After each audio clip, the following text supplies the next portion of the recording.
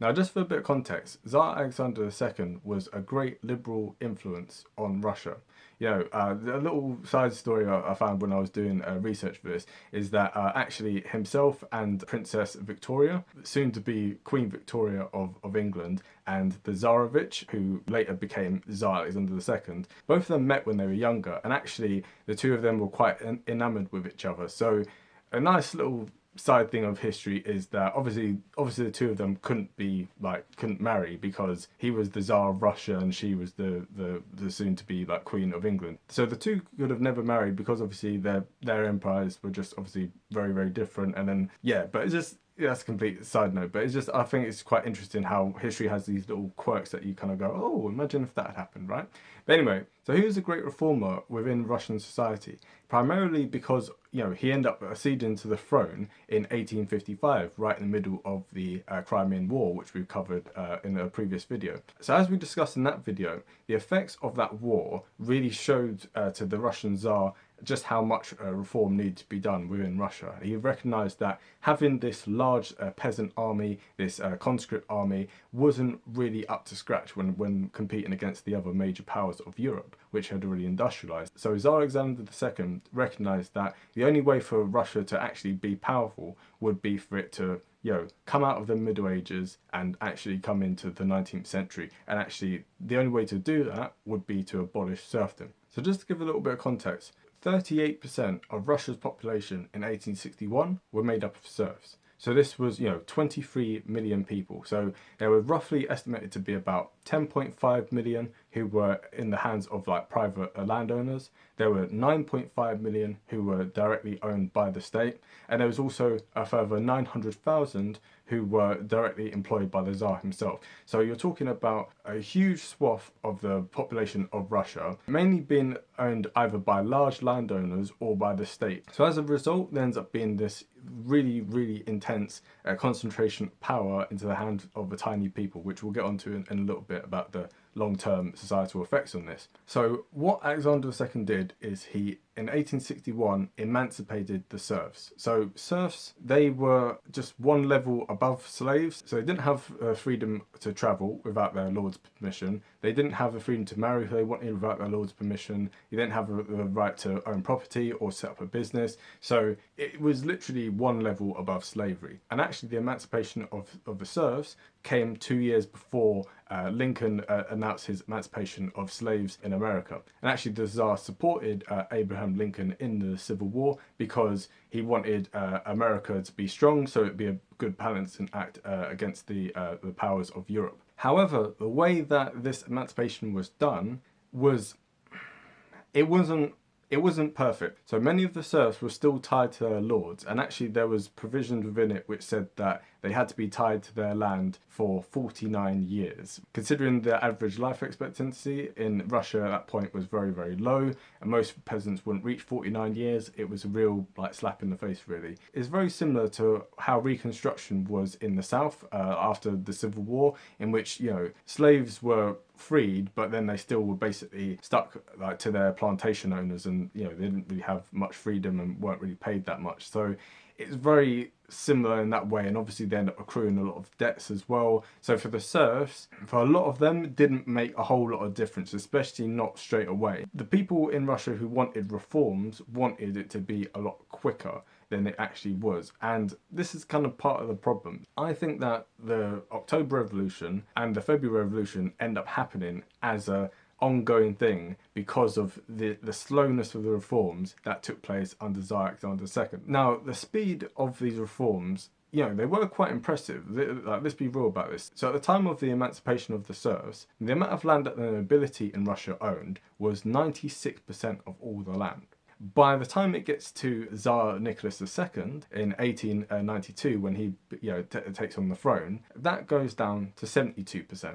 By the time it gets to 1914, that number drops down to 47%. So the nobility in Russia, the aristocracy, they make up 1.1% of the Russian population. Britain today, by contrast, 30% of the land is still owned by the aristocracy. And actually, the richest 0.6% of landowners in Britain still own 47%. So the amount of progress that was done within this 50-year period was greater than we see even within like modern day Britain. And this was 100 years ago in Tsarist Russia. So it gives you a bit of an idea of just how radical these reforms were. But the problem with it was that most of the people who were employed as serfs, they were held on land in which the landowners had more than 1,000 serfs. When the people end up leaving the countryside and coming to the cities to work in the factories, you also had this kind of system whereby a large number of workers end up working in factories and in businesses that had over 1,000 employees, right?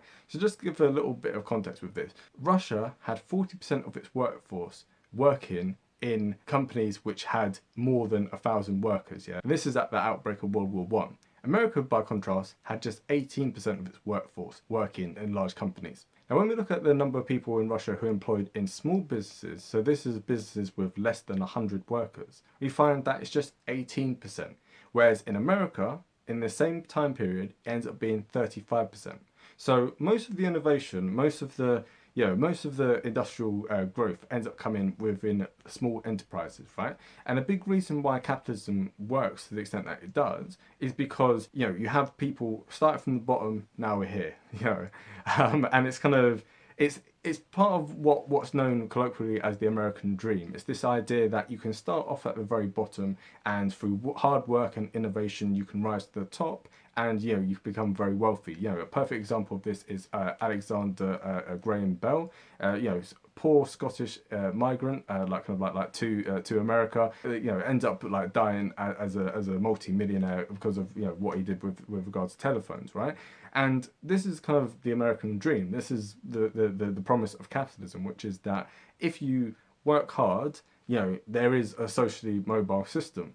However, when it comes to big businesses, especially the fact that, many of the industries were still owned by the state in Russia. So even before the Bolsheviks ended up taking over, you still had the Tsar and like his government controlling a lot of the utilities, controlling a lot of the industries, So both before emancipation, after emancipation, and after the revolution, you have people being employed by large landowners, large factory owners, and by the state. So people in Russia had got used to this idea of everything being big, of everything being top down, of everything being inaccessible. And so if you're the average worker, it's a lot more difficult to negotiate wages if you, as one person, if you are in a large corporation than if you're in a small corporation. And so what do people end up doing? They end up forming trade unions. And so the labour movement in Russia ends up becoming very radicalised and very powerful as a result of this. This is how you end up with the Soviet councils. So Soviet basically, means like workers' council. So a lot of the kind of like left-wing, like kind of socialist and like Marxist political movements within Russia end up really kind of taking hold in Russia, partly because you've got all these people who are very angry, who aren't getting well paid, and there's none of this kind of social mobility, there's none of this kind of outlet which a kind of truly capitalist system actually provides, whereby people kind of think, what, if I work hard, I can rise to the top, I can become rich. Under this kind of system, it's a thing of, no, there's a clear class system, and if you're poor, you're going to die poor, and then that's it. So the only way for you to get any like kind of higher wages is through collectivizing, is through coming together as part of a trade union, etc., and through political power.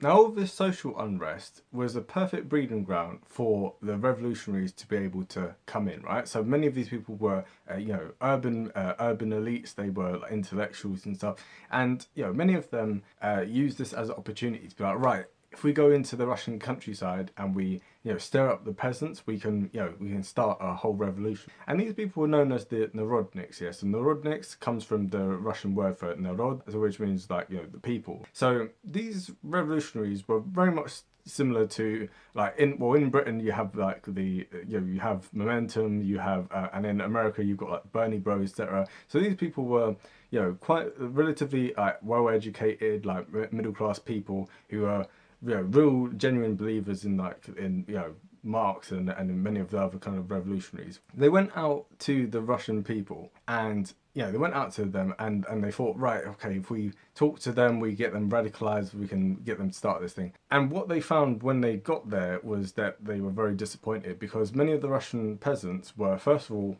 very orthodox and so didn't like all this kind of like atheistic like stuff that they were talking about. They were incredibly patriotic and so didn't like this kind of talk of like internationalism, and they were very loyal to the Tsar. So they had quibbles with the system, but they still were very patriotic to the Tsar. And so all this kind of talk of overthrowing the Tsar, they was like, no. Never mind as well all the kind of societal things they wanted to do in terms of breaking down like the family structure.